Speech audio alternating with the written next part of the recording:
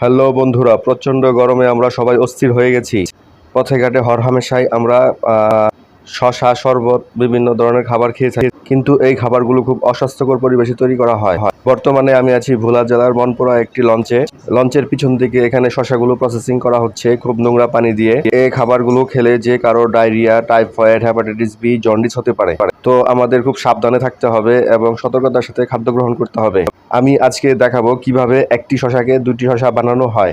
এই শিল্পীরা খুব নিপুণ হাতে একটি শিল্পকর্ম করছে।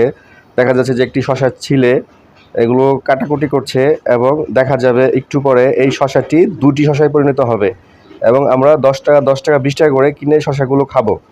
এই ডিজিটাল প্রতারণাটি সারা বাংলাদেশে ছড়িয়ে পড়েছে এবং আজকে এই বিরল ভিডিওটি করার সৌভাগ্য আমি পেয়েছি। তো আপনারা দেখে খুব সাবধান হন এবং দেখুন একটি শশা দুটি শশা হয়ে গেল। বিদায়, আবার দেখা হবে বন্ধুরা।